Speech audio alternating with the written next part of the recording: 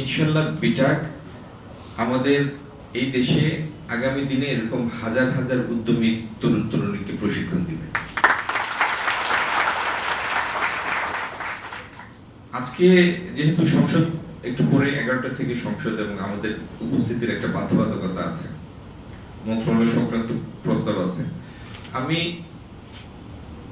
আগামী সপ্তাহে প্রেফারেবলি, এটির মধ্যে কোনো বাহুল্যের কিছু নাই, জানাজানি নাই, আমরা ইনাদের ক্লাস শেষ হওয়ার স্বাভাবিক ক্লাস শেষ হওয়ার পরে শুধুমাত্র ওনাদের ফ্যাকাল্টি যারা আছে, ইনস্ট্রাক্টর যারা আছে, ইনারা রোবোটিক্স, এআই এগুলির জন্য ল্যাব তৈরি করবে বা করেছেন, হয়তো তাদের কারিকুলাম আছে, এই জিনিসগুলি সম্পর্কে সম্যক জানার জন্য একদিন আমরা একটু বসব এই আগামী সপ্তাহে, শুধু ওনাদের নিয়ে।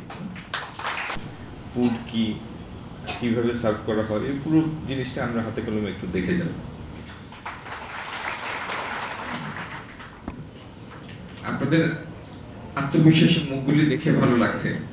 আরেকটি সুখবর হলো, বিশেষ করে মেয়েদের জন্য, আপনারা 165 জন এখানে প্রশিক্ষণ নিয়েছেন, 164 জনের জব হয়ে গিয়েছে ইতিমধ্যে। ছেলেদের মধ্যে অনেকে হয়তো এই মুহূর্তে জব নিতে চান না, কেউ হয়তো বাইরে যাবেন, কারণ হয়তো নিজের কোনো উদ্যোগের পরিকল্পনা আছে, কিন্তু যেটি সহজ স্বাভাবিকভাবে বোঝা যায় সেটা হলো এখানে প্রশিক্ষণের কদর মর্যাদা যারা জব দেন তাদের কাছে অনেক উঁচু।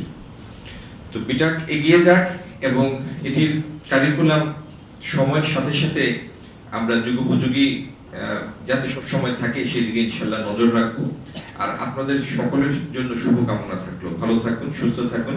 আসসালামু আলাইকুম।